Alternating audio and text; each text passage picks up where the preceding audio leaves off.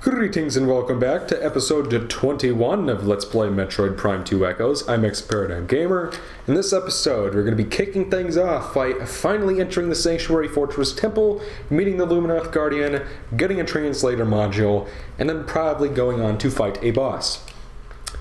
Lots of shit happening in this part, ladies and gentlemen. Looks like my battery is running precariously low. That does not bode well. Yeah, thanks for that. That moment when you accidentally lock onto something that you don't want. Okay. I wonder what pun Eric will make out of this guy. Hear the words of O Lear, last sentinel of the Fortress Temple. May they serve you well. Love this track. This used to be a great fortress, a safe haven for our people during the war. It also holds portals to the Ing Hive, the heart of their dark tribe.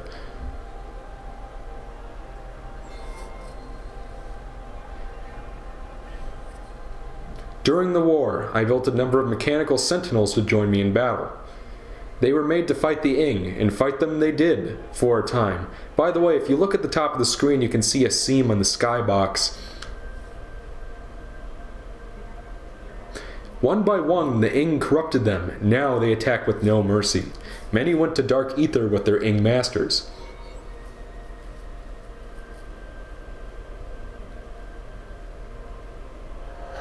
Expect them when you are in the hive. The Ing like to use them as guards. And you want to know what they like to use as guards even more? It's very ironic, and we'll be seeing that. The Ing will protect their home with great ferocity. In all of our battles, the hive has never fallen.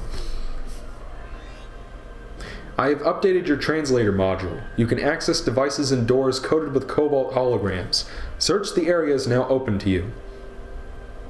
I like how his dead body is just in the foreground. If only I could join you, redeem my fallen honor in battle, but my time has passed. Good luck. Let the light of ether show you the way.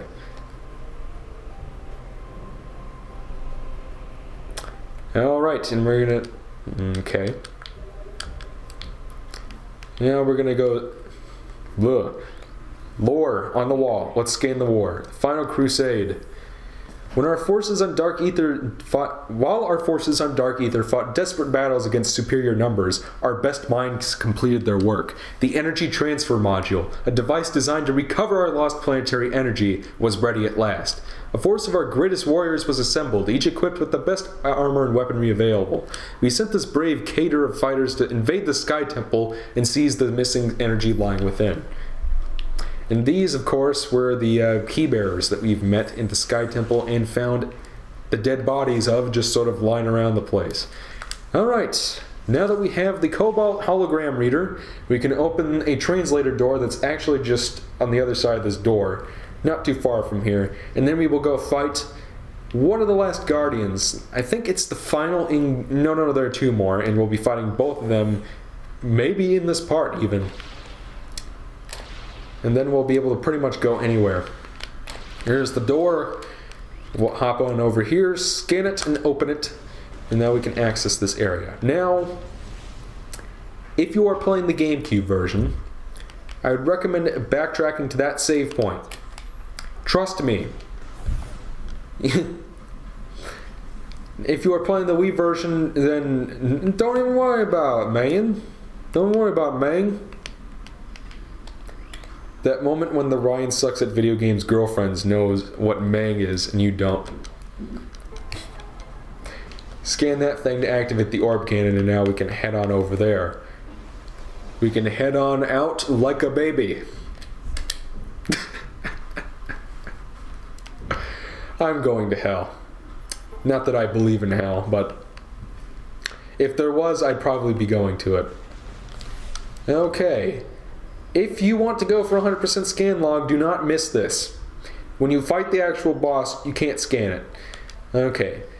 This is the Spider Guardian, one of the most infamous bosses in this game, alongside the Boost Guardian, the Alpha Blog. This Darkling Pillbug has absorbed the power of the Spider Ball. It can now travel over magnetically charged surfaces at will. The creature seems to have a connection to the local energy system. Aggravating it may cause disruptions to the system. In the GameCube version, this is by far my least favorite boss in the game, and I can't fucking stand it. In the Wii version, it's not that bad at all. So I'd say play the Wii version of this game just so that you don't have to fight the Spider Guardian the original way. What makes it so much better in this version is that you have the jump ball. In the other version of the game, you do not have that. Fuck. Let's see. Basically what you gotta do is you gotta hit it until it does that. Then it will activate a switch. Then you can hit the switch to send the boss into the... Let's see, can I jump? Fuck me. You have a time limit, by the way, so if you don't get to that switch in time, it deactivates and you have to pelt them with bombs all over again. Oh my god. I have the jump ball, and of course the jump ball decides right when I'm using it as like one of the reasons why this is a better version of the game to not work. Alright, let's activate the switch. Oh, of course, I activated just in time for it to wear off. Fuck you, game. Alright, come on. SOB. Alright, when it turns green, that means that the switch is active, so... Oh, come on, I flipped the Wii remote, game. Fuck you. Ah, fuck. Yeah, I take it back. This boss is shite.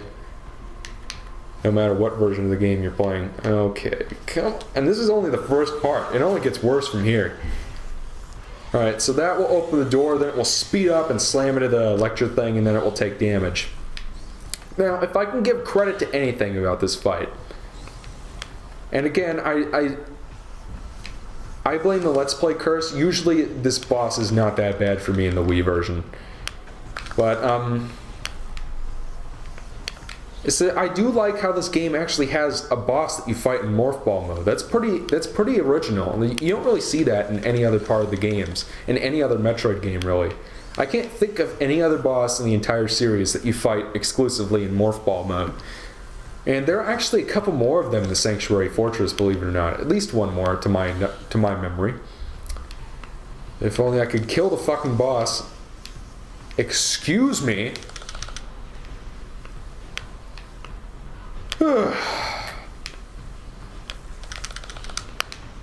How are all of those bombs missing the fucking boss?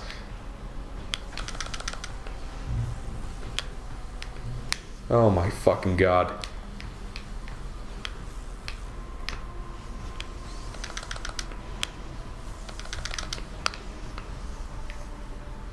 I'm sorry, folks. I'm trying to concentrate. I hope that the commentary isn't getting too boring, but it's just like I'm trying to make sure I get... How are all of these missing him? Alright, there we go. Got him. That will lower that platform there, and now we can activate the switch. This one's pretty easy. When you can actually get the boss to, actually get hit. There we go. Now, I just want you guys all to keep in mind that if you are playing the GameCube version of this, you don't have the jump ball, so to jump anywhere, you need to use the bombs, and that's the big problem with this boss in the GameCube version. Okay. Once again, we can't really get to the switch until we attack the boss enough times. Alright, there we go. Now he'll start moving super slowly, like one does. Now we can... Yeah, that one was really easy. How... Alright. And the boss... This is where the boss goes from kind of annoying to frustrating in the GameCube version. You'll see when we arrive at the next little area. Come on. That moment when the 3D control of the boost ball makes you... like grate against the wall. This part made me tear my hair out in the GameCube version. Basically what you gotta do is, from this point on, in the fight, like, it stacks. You gotta redo some of the same shit all over again. It's like playing the Game Boy Color Zelda games. Like the Oracle of Ages and Link's Awakening. I'm sorry, folks, but I don't know, like I said during my Link to the Past review that I thought that those weren't as good. And then people got like, how dare you say that? Those games were great. Play them again. It's going to be one of those days, is it, Spider Guardian? If it gets behind the door, then you basically have to redo it. Because, like, when it gets on the other side, it speeds up again, but... fuck. Alright, got it. If you are playing the GameCube version, you have to use the bombs to get around, and of course, I don't know why they decided thought that would be a good idea, but the later switches are on top of these little hills, and if you don't jump off of them into the switch at the correct angle, then like the little inclines next to it push you off, and then like you have to like recenter yourself to get on top again, and it's really fucking annoying in the GameCube version, because again, you do not have the jump ball. Thank fucking God for the jump ball. That's all I will say about this boss in the Wii version. Otherwise, it's really not too terrible. Okay. On the third stage, you have barely enough time, so you gotta haul ass. Yeah, little hill. Why are there hills? Why can't you just fucking... Alright, I won, so I can't complain. Now he'll go straight into the thing, he will die, and then everything will be happy-go-lucky. That is the Spider Guardian. Maybe I made it look easy, but again, I'm playing the Wii version. And I played this game numerous times before. The first time I played the GameCube version, I wanted to fucking kill myself. Anyway, now that I'm done exaggerating the difficulty of this boss, let's go grab the spider ball real quick. It's not really much of a spoiler on my part, since I had already revealed numerous times that it was in this game. Now that we have this, we can actually get a lot of pickups in this area. I think we're going to start by going back to that. Yes, we're gonna, and of course there have to be enemies there right afterwards. I like the design of the spider ball tracks in this game. I like how they're like these neon colored light things. Oh yeah, there's a missile expansion, by the way. Freebie. I love that. Guess to make up for the fact that the boss sucks so bad. Over here is one of our key bearer friends. We can scan him. Of course, this is Ox Testament. Ahmed, the dead terrorist. Let this be the final testament of warrior Siak. I have no more shells for my weapons. For the enemy I have not but the blade and fist. Let them come. They wait in the works, hissing and slithering like beasts. Let them. When my war cry comes, there will be a dread final reckoning. Come forth, hated enemy. Let there be an end. Man, Luminoth are such windbags. Anyway. Now the spider ball is actually pretty well utilized in this game, I've got to say. Like compared to Prime, like Prime 1 used it well for shortcuts and for progressing and stuff, but in this game they have some pretty fun spider ball puzzles in this game, and they really use it well. More lore. Oh goody. Shattered hope. None of the warriors sent to the Sky Temple returned. Our forces searched Dark Ether for them in vain. Of the energy transfer module, there was no sign. Though saddened, we set out to prepare another mission, to build another module to try once more to save our dying world. And then we later find out that, I guess the Ing stole the energy module from one of the, oh boy. Speaking of spider ball puzzles, we've got one right here. And there will be a Dark Ether version of this puzzle as well. Now we can head on over here, past the lasers. Okay, I guess I phased through it. Oh boy. Oh baby.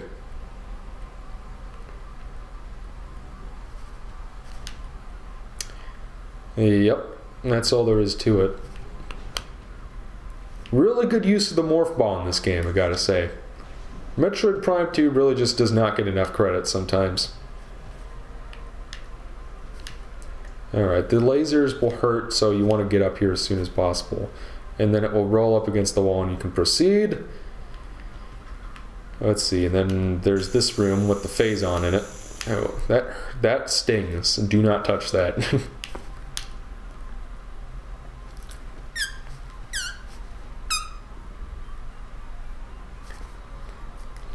Yeah, boo-boo-boo-yeah. I like how the ball glitches out when you try to move in directions that you're not really easily able to go. Jump up here, roll on in, and there we go. There's a expansion. I think they technically want you to go in from the top, but I'm lazy. And that's all there is to that. Now we're going to head down to the main room and probably get another pickup real quick. Actually, I realized just now how long this part has been going. So I think we're going to cut off to another episode. Yeah, I think we're going to cut things off for this part. In the next part, we're going to grab some pickups in this area, and then when we're done, we're going to actually head back to Torvus Bog. Yeah, I know.